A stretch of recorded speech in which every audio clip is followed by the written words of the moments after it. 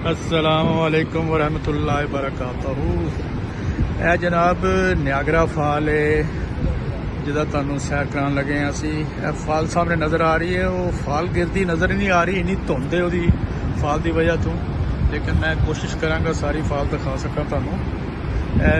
एक फाल है रे जी जिन्होंने लोग कैनेडा साइड कहते हैं, एक यह फाल है छोटी जी, एक होर अमेरिकन फाल कहते हैं, अमेरिकन।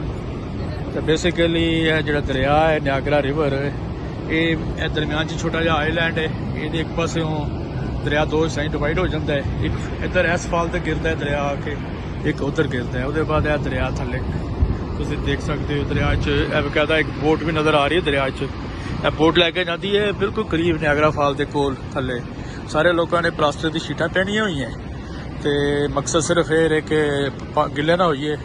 लेकिन यह सैर कराती है बोट, तुम देख सकते हो रिवर। यह सामने रेनबो ब्रिज है जो अमरीका कैनेडा को मिलाता है, तो यह सामने दूजे पासे फाल की उधर सारा जो नज़र आ रहा नज़ारा वो अमरीका का है।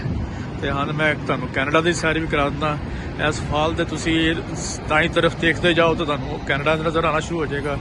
यह सारा कैनेडा है। मैं इस वे कैनेडा की साइड पर खड़ा तो वो वीडियो बना रहे हैं। ठीक है, बड़ी दुनिया आती है इस फाल को देखन, दुनिया का एक बड़ा बड़ा अजूबा है। चलो जी, मेरे ख्याल से इन्नी की सैर काफ़ी है अज की। ये नियागरा फाल कैनेडा और अमरीका के दरम्यान एक रिवर है, वो फाल बनती है कुदरती तौर पर, कई सालों तो चलन रही है। सर्दियों कभी कभी फ्रीज भी हो जाती है फाल, और बड़ा मज़ेदार सीन होता है सर्दियों भी। अब नियागरा रिवर का आखिरी व्यू मैं आपको दिखाने लगा हूँ। ये रिवर है, ये देखें यहाँ पे फॉल में गिरता है ये, तो काफ़ी गहराई पे जाके गिरता है, इसलिए बड़ा शोर भी आता है उस साइड पे और धुंध भी उठती है,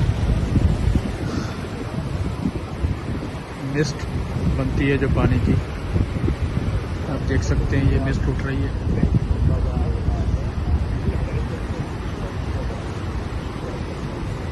चलो जी, ओके जी, खुदा हाफिज़, अस्सलाम वालेकुम।